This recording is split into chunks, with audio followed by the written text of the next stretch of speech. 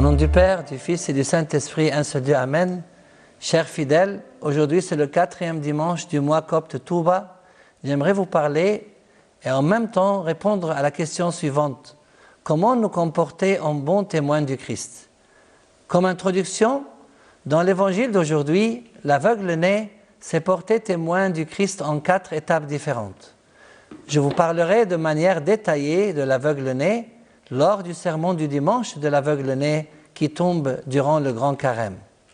L'importance du témoignage vient de la parole du Christ lui-même à ses disciples dans les Actes des Apôtres, juste avant son ascension au ciel, quand il leur a dit « Mais vous recevrez une puissance lorsque le Saint-Esprit viendra sur vous, et vous serez mes témoins à Jérusalem, dans toute la Judée, dans la Samarie et jusqu'aux extrémités de la terre. » Les 2 questions d'aujourd'hui sont les suivantes.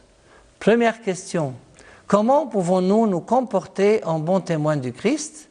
La deuxième question, que signifie le fait d'être ses témoins à Jérusalem, dans toute la Judée, dans la Samarie et jusqu'aux extrémités de la terre? La première question, comment pouvons-nous nous comporter en bons témoins du Christ? 1. Par le Saint-Esprit qui agit en nous à travers les 7 sacrements de l'Église. Comme notre Seigneur l'a dit, vous recevrez une puissance lorsque le Saint-Esprit viendra sur vous.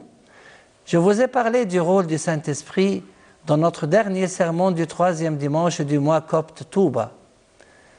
C'est par le baptême de l'eau et de l'Esprit que l'Esprit du Christ sanctifie l'eau du baptistère et nous ouvre les portes du ciel.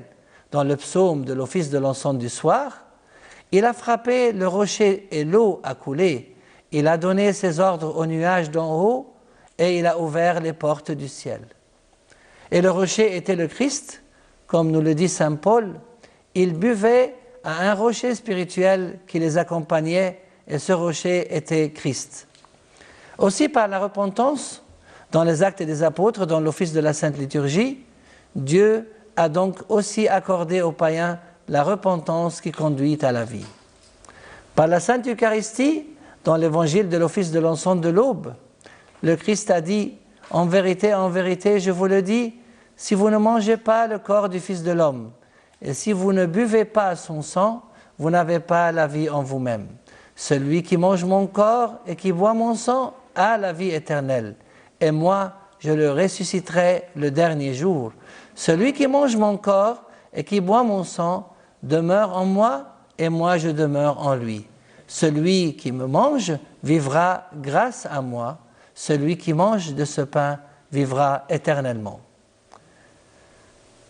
Par la foi, les bonnes œuvres et l'étude des Écritures de la Sainte Bible, par la foi, dans l'évangile de l'office de l'encens de l'aube, le Christ a dit « En vérité, je vous le dis, celui qui croit en moi a la vie éternelle. » Et dans l'épître universelle de Saint Jean, que nous appelons Catholicon, celui qui croit au Fils de Dieu possède ce témoignage en lui-même. Celui qui ne croit pas à Dieu fait, lui, un menteur, puisqu'il ne croit pas au témoignage que Dieu a rendu au sujet de son Fils. Par les bonnes œuvres, dans l'évangile de l'office de l'encens du soir, ces œuvres même que je fais témoignent à mon sujet que c'est le Père qui m'a envoyé. En étudiant les Écritures, dans le même évangile de l'office de l'encens du soir, vous étudiez les Écritures parce que vous pensez avoir par elles la vie éternelle. Ce sont elles qui rendent témoignage à mon sujet.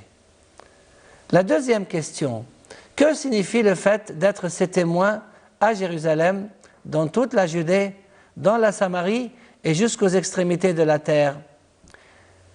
En fait, Jérusalem représente la famille et les voisins. La Judée représente l'Église, la Samarie représente le pays et les extrémités de la terre représentent le monde entier. C'est-à-dire que pour nous comporter en bons témoins du Christ, nous devons commencer à donner le bon exemple au sein de nos familles afin que nous puissions ensuite nous comporter en bons témoins du Christ au regard de nos voisins, des fidèles de l'Église, des citoyens de notre pays et finalement au regard du monde entier. Mais quel est ce témoignage? Comme l'a dit saint Jean dans sa première épître universelle Catholicon, Or, voici ce témoignage. Dieu nous a donné la vie éternelle, et cette vie est dans son Fils. Celui qui a le Fils a la vie. Celui qui n'a pas le Fils de Dieu n'a pas la vie. Je vous ai écrit cela à vous qui croyez au nom du Fils de Dieu, afin que vous sachiez que vous avez la vie éternelle, vous qui croyez au nom du Fils de Dieu. Et quelle est cette vie éternelle? Dans l'Épître universelle de Saint Jean Chrysostom, il nous dit « Mais nous savons aussi que le Fils de Dieu est venu et nous a donné l'intelligence pour connaître le vrai Dieu. Et nous sommes unis au vrai Dieu si nous sommes unis à son Fils Jésus-Christ. C'est lui qui est le vrai Dieu et la vie éternelle. » Et dans l'Évangile de Saint Jean, Jésus lui-même nous a résumé ce qu'est la vie éternelle en adressant la parole à son Père céleste quand il a dit « Or, la vie éternelle, c'est qu'ils te connaissent, toi le seul vrai Dieu et celui que tu as envoyé, Jésus-Christ. » Pour conclure, donc nous pouvons nous comporter en bons témoins du Christ grâce au Saint-Esprit qui agit en nous à travers les saints sacrements de l'Église, grâce à la foi, grâce aux bonnes œuvres et grâce à l'étude des Écritures. Et c'est en nous comportant en bons témoins du Christ que nous aurons la vie éternelle.